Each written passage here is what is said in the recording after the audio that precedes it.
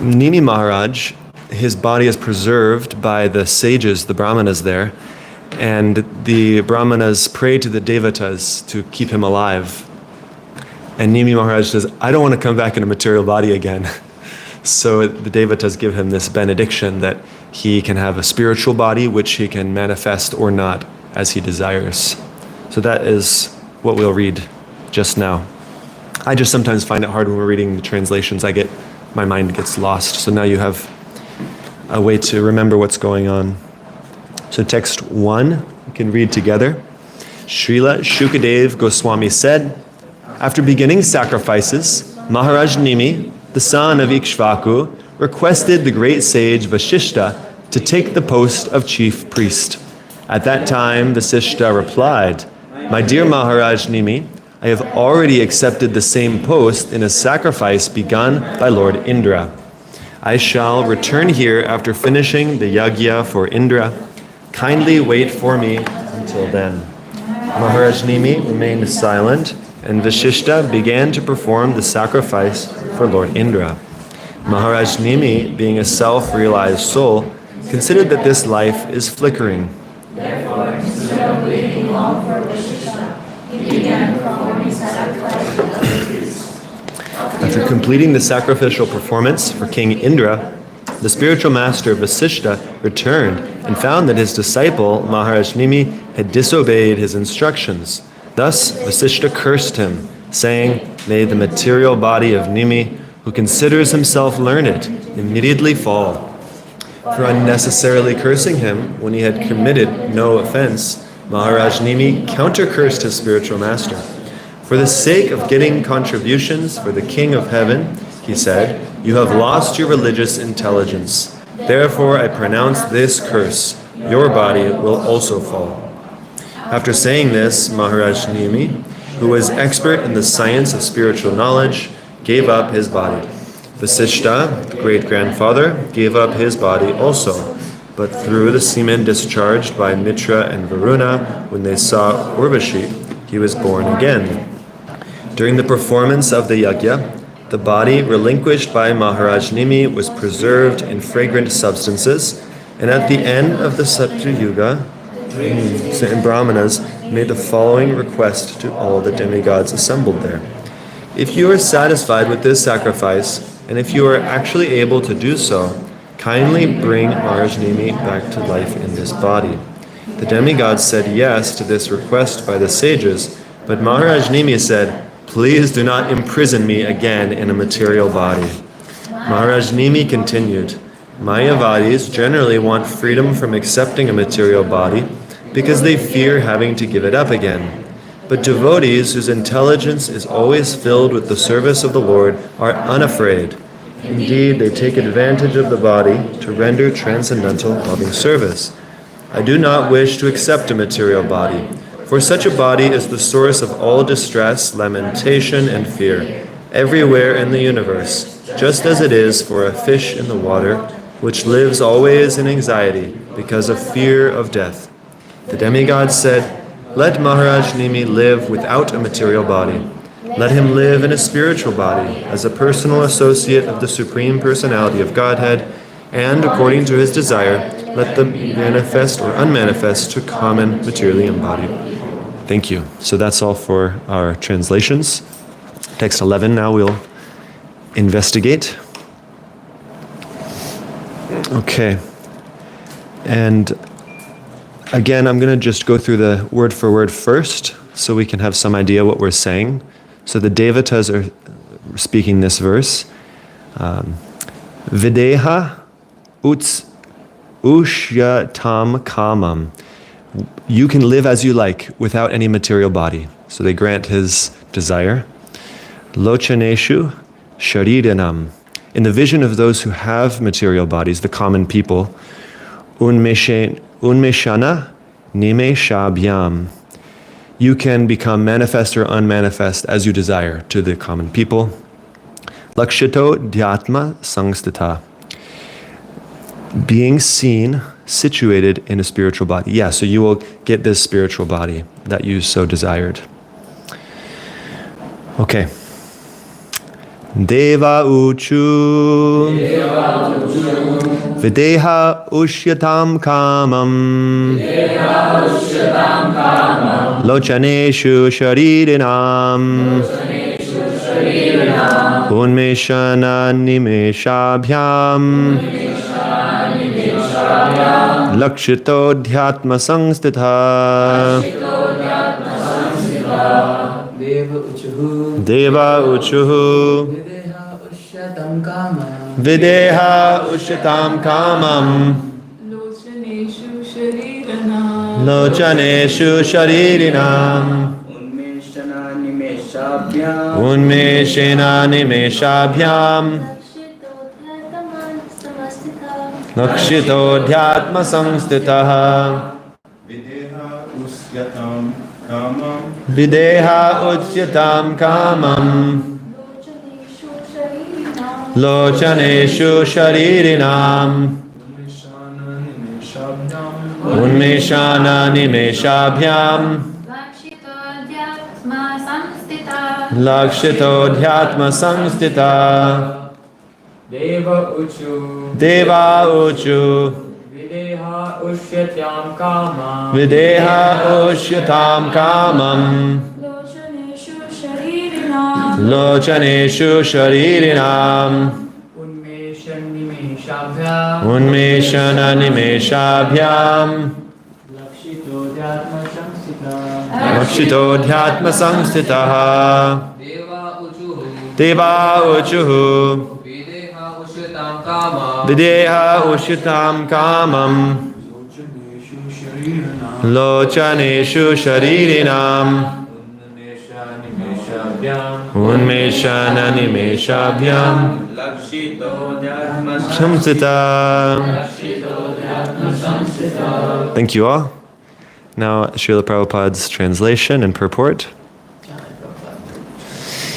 The demigods said, "Let Maharaj Nimi live without a material body. Let him live in a spiritual body as a personal associate of the Supreme Personality of Godhead, and according to his desire, let him be manifest or unmanifest to common materially embodied people." Altogether, okay. The demigods said, "Let Maharaj Nimi live without a material body. Let him live in a spiritual body as a personal associate of the Supreme Personality of Godhead, and according to his desire, let him be manifest or unmanifest to common materially embodied people." Purport. Bruce, can you read, please? The demigods wanted Maharaj Nimi to come to life, but Maharaj Nimi did not want to accept another material body. Under the circumstances, the demigods, having been requested by the saintly persons, gave him the benediction that he would be able to stay in his spiritual body. There are two kinds of spiritual bodies, as generally understood by common men. The term spiritual body is sometimes taken to refer to a ghostly body. An impious man who dies after sinful activities is sometimes condemned so that he cannot possess a gross material body of 5 material elements, but must live in a subtle body of mind, intelligence, and ego. However, as explained in Bhagavad Gita, devotees can give up the material body and attain a spiritual body, free from all material tinges, gross and subtle. Thus, the demigods gave King Nimi the benediction that he would be able to stay in a purely spiritual body, free from all gross and subtle material contamination. The Supreme Personality of Godhead can be seen or unseen according to his own transcendental desire. Similarly, a devotee, being Jivan Mukta, can be seen or not, as he chooses. As stated in Bhagavad Gita, Naham Prakasha Sarvasya Yogamaya Sama Brhat. The Supreme Personality of Godhead, Krishna, is not manifest to everyone and anyone. To the common man, he is unseen. Ata Shri Krishna Namadi Na Babed Grayam Indrayai. Krishna and his name, fame, qualities, and paraphernalia cannot be materially understood. Unless one is advanced in spiritual life, one cannot see Krishna. Therefore, the ability to see Krishna depends on Krishna's mercy. The same privilege of being seen or unseen according to one's own desire was given to Maharaj Nimi. Thus, he lived in his original spiritual body as an associate of the Supreme Personality of Godhead. Thank you. Srila Prabhupada ki jai. So, Maharaj Nimi had a desire to no longer take birth in a material body. Why did he have this desire? Because he recognized that in the previous verse, the body is the source of all distress. Dukkha, shoka, bhaya, avaham. It's the source of dukkha, stress, pain, misery. Like we see in Lord Kapiladev's teachings in the 3rd canto of Bhagavatam, that taking birth is a very painful process. We see as the living entity comes into the womb of the mother, it's burned by the acidic foods that the mother eats. You know, imagine your mother eating spicy pickle, raw chili peppers, burning the embryo in the womb. And also the creatures living in the stomach, the insects, or the Bhagavatam talks about worms are biting the embryo. And also it's very tight. You know, we call it the fetal position. Maybe like I sleep a little bit curled up. There's some comfort there. But if it's too much and you can't move at all, then it's really painful. Like when you're in India and you have 8 people in a small car. Or like we'll squeeze people in a rickshaw when we're going from place to place in Vrindavan just to save 50 rupees. But we have we can hang out the side, you can hop out if it's too much. But when you're in the womb, you have no choice. You're stuck for a long time. You can imagine a ride from Delhi to Vrindavan in a packed taxi. It can be uncomfortable, but you know, okay, just a couple hours and we're finished. But when you're in the womb, you have no choice. And you're there for months on end. So the pain, the dukkha of birth is very intense. And Lord Kapiladev describes the living entity's prayers. If the living entity is fortunate, then it will recognize its situation and pray to Krishna, I can't believe I've done it one more time. Please, please help me to always remember you and serve you throughout this life so that I don't have to go through this situation again. And yet, Maya is so powerful that you come out of the womb and coochie coochie coo.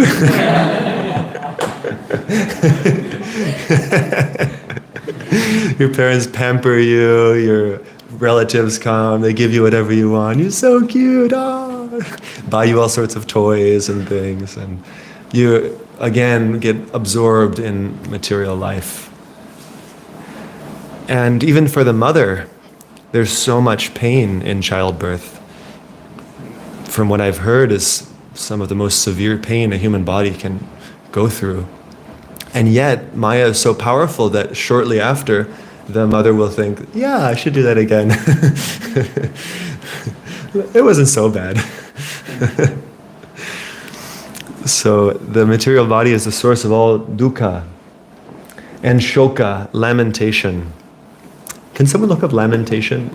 Because I had been reading this word in Prabhupada's books for so long. It's not so common in my upbringing, this word, lamentation. But when I looked it up, it's actually a lot more severe than I thought. I thought it was just, oh, I can't believe I did that, kind of like a regretful feeling. But what does it actually say? Passionate expression of grief or sorrow, weeping. Passionate expression of grief or sorrow. Yeah, weeping. That's intense. Imagine someone weeping means like a bitter, intense crying. When is the last time that you've wept? Maybe you weep when a loved one leaves their body, or what else would cause you to weep? Examples? Can you say? Why do people weep? Being injured. Injured? Yeah, if you're in intense physical pain. Or maybe you have dependent wife and children and you lose your job and you're in intense fear of how can I go on with my material life, how can I maintain this family. We see Chitraketu Maharaj weeping in the, which canto? 4th canto, I believe. And this is as a result of losing his beloved son. He's lamenting the death of this son that he worked so hard. He had so many queens. He tried again and again and again and couldn't have a son. And when he finally got one, the other queens who didn't have a son became envious and they poisoned the child. And Chitraketu Maharaj was lamenting, weeping intensely. And this is because of attachment to one's own material body and the byproducts of the material body. Dukkha, shoka, bhaya, fear. We feel fear as a result of our material body as well. Because we know deep down that one day we'll lose this material body and everything attached to it. I've heard Vaisheshika Prabhu explain it like we are in a nice apartment and we're getting very comfortable there, decorating it nicely, all the tapestries and paintings, and the lighting is just right. And we could get evicted any day. And so someone comes to our door and the landlord says, you have to go. You have 24 hours to leave and you can't say no. You can't stick around any longer. You're just, that's it. So like that, we will one day be evicted from this material body. And therefore we're always in fear because we're in an unstable situation. So recognizing this, Nimi Maharaj says, no more, I don't want the shoka moka bhaya. If I don't have material body, I won't have to experience all of this pain of material life. And so the devatas kindly grant him this benediction. I'm guessing because he's such a great devotee. We read earlier that he's a great soul. Yeah. I don't remember where it said that. In any case, he's clearly very elevated because he gets this benediction of having a spiritual body and being a personal associate of the Supreme Personality of Godhead. Who else got a spiritual body in the 1st canto of Bhagavatam? Yeah? Narada Muni. Yeah. He explains his backstory, how he came to Krishna consciousness, how he was orphaned at 5 years old, how he left home to meditate in the forest under the instruction of pure devotees. He saw the Lord in his heart, and then the Lord spoke to him and said, you won't see me again in this life, but just go on chanting and discussing my pastimes and names. And then in his next life, Narada Muni received a spiritual body in a similar way that he could travel all over the universe freely as he liked. Narada Muni bhajaya vina Radhika Ramana Name. He's always singing the names of Radha and Krishna. Radhika Ramana Name. So this is a similar benediction that Nimi Maharaj gets, is that he can travel. It doesn't say specifically he can travel. It says he can live in a spiritual body as a personal associate of the Supreme Personality of Godhead, and according to his desire, let him be manifest or unmanifest to common materially embodied people. I remember when I was young, I was fascinated with superpowers. I watched Spider-Man and, Batman and all these movies. And I was fascinated. I always thought invisibility would be cool. But then my dreams of what I would do with it was like, I'd just go take something, go steal something. Just do some criminal things. That's the problem with mystic power, or with any power. If you're not pure in heart, then you're going to abuse it. But Nimi Maharaj gets this, he basically gets this invisibility cloak, like Harry Potter. But it's interesting that this is to common materially embodied people, which means that there's a difference in vision. And this is one essential theme I thought we could focus on. I'll just share a few thoughts and then we can see other reflections. Srila Prabhupada says that it requires a certain qualification both to see Krishna and to see his pure devotee. It's not that anyone can see. Brahma describes in the Brahma Samhita, Premanjana Charita Bhakti Vilochanina Santa Sadaiva Hridayeshu Vilokayanti Yam Shyama Sundaram Achintya Guna Swarupam Govindamadi Purusham Tamaham Bhajami. He says that only one whose eyes are smeared with the salve of love can see Yam Shyama Sundaram Achintya Guna Swarupam, can see this inconceivable form and perceive the wonderful qualities and pastimes of the Supreme Lord. So we need to have love for Krishna. This is the secret in order to see him. Because we can go up in the temple, we're fortunate that we can see the forms of Radha Gopinath, Jagannath, Baladev, Subhadra, Gaura-Nitai, but do we really see? And I had an experience a few days ago in Japa where I was trying to visualize the deities, and I had this unique experience of feeling some affection. It was really wonderful, and I was thinking, wow, maybe it'll just be like this from now on. Maybe my japa is always going to be this nice, and I'll feel so close to the deities. And so the last few days I've been trying the same thing, and I just feel like I'm looking at stone. And I'm realizing it's because my heart is like stone. And I'm not yet purified enough to consistently have that experience. It's like Krishna will give us a little glimpse sometimes, like Narada Muni got that glimpse in his youth. But then the Lord said, sorry, you're not going to experience this again. You're not yet perfect in your devotional service. So we need to go through the rigid purification of anartha nivriti. We need to go through the fire in order to become fire, to become like gold alloy. It goes through intense heat in order to become pure gold. Or coal needs to go through intense pressure in order to become a valuable diamond. So we have to be prepared to go through some intense purification. We need to grab the reins tight. Like, some people try to ride a wild horse, tame a wild horse, and you have to hold on tight. So it's kind of like that. We have to hold tight onto the guidance of our spiritual master. And by so doing, we purify our consciousness and develop the ability to see. Srila Prabhupada quotes this verse, Ata Shri Krishna Namadi na bhaved grahyam indriyai, which means that we can't perceive Krishna and everything related to him with our current contaminated senses.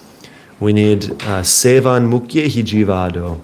We need to become fully immersed, absorbed in service, and that will purify us. And the image, I always think, seva mukya hi jivado. I can't remember the word Prabhupada uses in his translation to this, but something like, saturated. We need to become saturated with devotional service in order to perceive Krishna's transcendental nature. And so, what's something that we love to eat which is saturated? Yeah. Yeah, exactly. I think of gulab jamuns. We need to become like a gulab jamun. Fully saturated. A gulab jamun has so much sweetness inside of it that if you squeeze it, nothing comes out except sweet. And yet, how does the gulab jamun get made? What's the process? Intense heating. And before that? Kneading, yeah. You take... I don't know the exact ingredients. Maybe someone here is better cook than I. What is it made from? Milk powder? Ideally it's supposed to be paneer, but Curd. Yeah, but we use a lot of refined flour. Flour, curd, some mixture thereof, and you knead it with great pressure, and you form it into... With hot water. With hot water. Ah, okay, good detail. With hot water, you knead the ingredients into a nice shape. So it's like at the beginning, we're a bit formless in our spiritual life. You know, we're wandering around in the world. Yeah, I'm spiritual. I'm a seeker. But actually, like many people we meet on the street for book distribution, they're like, yeah, I'm really spiritual. And I've learned to not ask this question anymore. I'll say, so yeah, what kind of practice do you do? Because it's always embarrassing for them. They don't have a practice most of the time. They just identify as spiritual and don't do anything about it. So that's kind of how we are at the beginning. We fancy ourselves a very pure seeker, but really we're just like some flour and curd sitting out on the table. So we need the guidance of an expert cook. They, actually, interestingly, they don't even have to be so expert at the beginning. We can think of those who helped us come to bhakti. You don't really have to know that much to teach someone how to chant on japa beads, how to read the Gita. The basics, all of us know. We are all a guru in that sense. Vartma pradarshaka guru means one who shows the way to the path. So all of us can do that. Someone new comes to the temple, and like last night, Bruce and Sahadev, although you all are much more qualified than just showing people how to chant japa, but you had no problem showing some newer devotees the basics of bhakti. And so like that, we get formed into a little ball. We have some form, like all of us here in Bhakti Academy. There's some form now to our spiritual life. There's a structure we follow. We wake up early in the morning, we go to the temple program, we have some regular reading, ideally. We're following principles. And okay, maybe we feel at that point like, yep, I'm a nice round ball, I've made it. I'm a pure devotee now. We call this PDS, pure devotee syndrome. So beware of thinking you're already a gulab jamun. You're not there yet. What do you need to do? Next is? Boil. Next you get boiled. Or fried, right, in oil. Fried. You get fried in oil. Ideally ghee. And it's going to be a little painful. Krishna will turn up the intensity of our experience. Maybe we'll start to struggle with waking up early. Or maybe we never stop struggling. Maybe it stays hard to wake up early. Maybe we have difficulty following the 4 principles of freedom. Maybe we struggle to maintain regular reading. Maybe we're unrefined in our relationships and our etiquette, and we make offenses against other devotees. And so Krishna very kindly puts us in oil or hot ghee. And what is that hot ghee? Is, we can say, the sadhu sangha. That it's like a rock tumbler is the other analogy we give. That unrefined stones will get thrown in with each other, and by shaking them up, then their rough edges break off against each other and they become smooth and shiny. So in a similar way, we get thrown into the heat of anartha nivriti. Once we really get into the regular practice, especially under the guidance of a spiritual master, then the heat will start to turn up. And how do we get through that heat of anartha nivriti? We need good prasadam. That's one. Like we have Sahadev, and I have a mentor, Parameshwar Prabhu, and he's told us that when things are difficult, I've learned that if you just have some nice prasadam, take a nap, usually that solves most of your problems. Oh, you didn't hear that advice? Okay. Yeah, I got this advice from him. That's why it's my main instruction I follow. So, we need enough pleasure. It's said that sense gratification is like salt, and if you have too much, then it spoils the dish. And if you have too little, then you can't really properly relish and process the meal. So we need some sweetness, and that sweetness also comes especially I shouldn't say also, it especially comes in the form of Krishna Katha and Nam Kirtan. By coming together with devotees and doing kirtan together, by reading and discussing Srila Prabhupada's books, we feel a happiness like no other. Mito rathir mitashtushtir nivritir mita atmana. In the 11th canto, Krishna tells Uddhava that by coming together with devotees, mito tushti, we feel satisfaction. Mito and rati, we feel attachment and pleasure. So this will help us get through the difficult times. Krishna's pastimes and names are like a cooling salve for our burning heart. And okay, so the gulab jamun, then what happens? After the difficult frying, boiling process gets finished, then you get soaked. Yeah, then it gets a lot easier. So the initial purification is very difficult. There's an intense grind. I gave the analogy last class of biking uphill, a steep hill. But at a certain point, it starts to become easier. And we can get to some relative steadiness in our devotional practice. And then we eventually get some taste, and we're just soaking in sweetness. The sugar syrup, just floating. There's other, unprocessed gulab jamun soaking with us. We can chant Hare Krishna together. And after some time, the main ingredient is time. If we're in the right environment for a prolonged time, then it's a natural result that we will become a sweet, saturated gulab jamun of a devotee. And then the best part is what happens after the cook takes you out of the sugar syrup. Then what happens? Then, no more now. I was tricking you. That's my favorite part. Yes, Sadev, we offer it to Krishna. Yes, the pujari will take it, and we, by the grace of our spiritual master, get lovingly offered at the lotus feet of Krishna.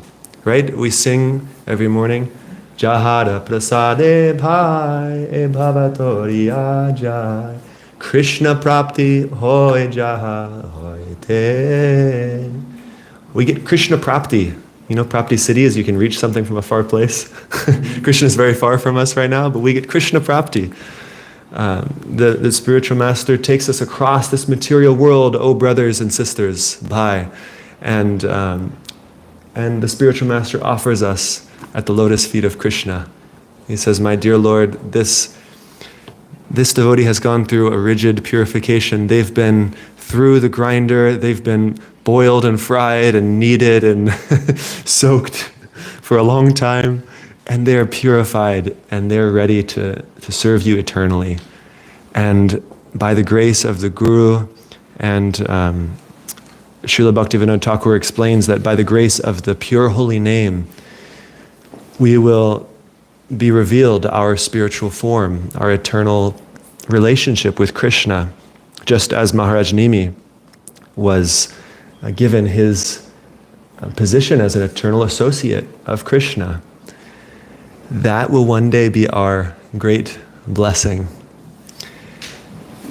We will know exactly everything we need to know in relation to Krishna and our service, and we will, at first we won't. We'll get some training to do our eternal service, and then what else can we desire? And then the best part, it gets even, like with Krishna, there's perfect, and then there's more perfect. And after more perfect is most perfect, yeah. And more. Yeah. So after the spiritual master offers us at the lotus feet of Krishna, then, after we offer the gulab jamun,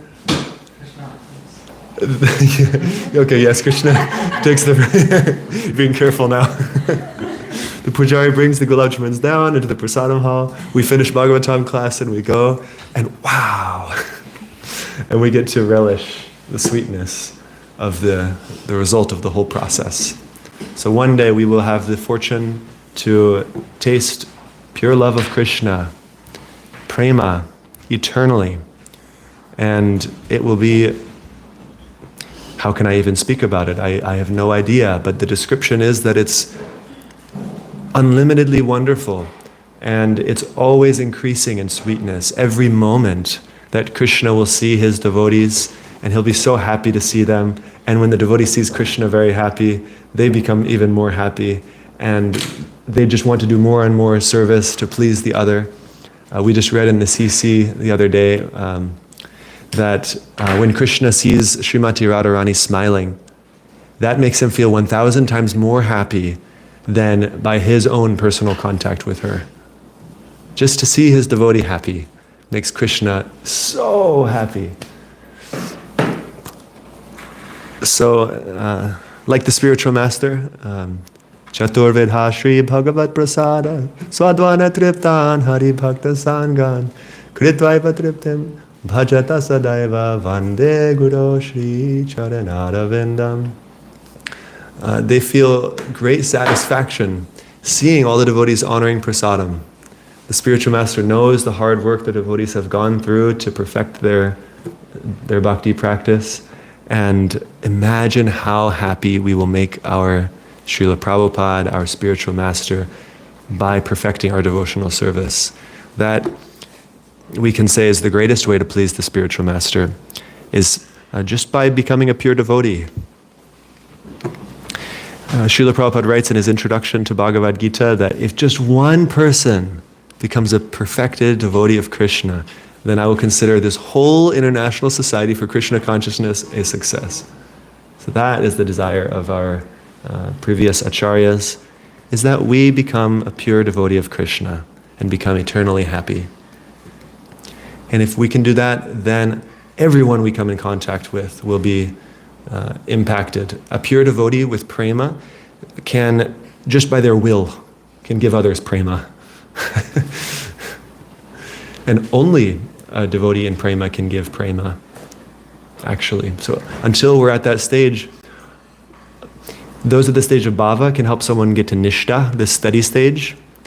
But if you're below the stage of ecstasy, let me know if you're in the stage of ecstasy yet. I'd love to have the dust of your feet. If not, then all we can really do actually is inspire someone with shraddha. This is how Bhaktivinoda Thakur describes. So the greatest preaching we can do is to become a pure devotee from that perspective. Okay, my dear Gulab Jamuns in progress. Thank you for allowing me to speak. And these classes are just turning up the knob a little bit on our pot of boiling ghee. And I pray that as soon as possible we can all get into the sweet sugar syrup and beyond. And let's help each other to get there. Hare Krishna. Thank you very much for your kind attention. Hare Krishna. Hare Krishna. Thank you. Yes, Amal Harinam. Thank you, Prabhu. I really like how the class was super engaging and full of analogies.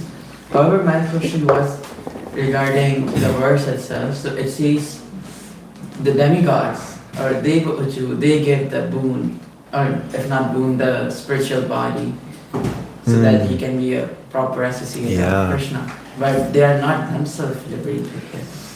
That is a really good question. Yeah, I didn't consider that fact. And I didn't see Srila Prabhupada give any explanation of this. Yeah, the demigods gave this benediction, although we generally hear that they're mixed devotees, they're not pure. The best guess I could give is that if Krishna so desires, maybe he can just arrange this to happen. He can empower someone.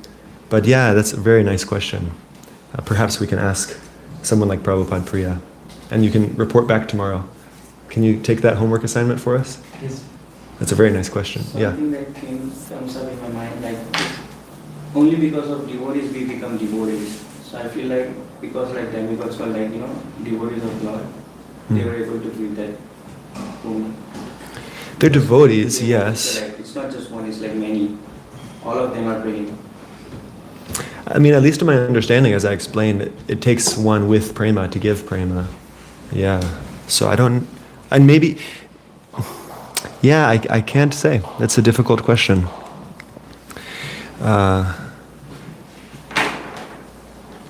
Yeah, can't speak any further on it. I also had one more comment. So, hearing about like Narad Muni, how he fall down and then how he gets these, just by sharing the saints, he gets this boon that he will attain the Godhead. Mm-hmm. And he's just like practicing spirituality and he meets God and then he tells them like, yeah, you just have to wait till that and you will be with me. So I feel like that was so easy, you know, you just like serve saint, you get the boon and you get Godhead.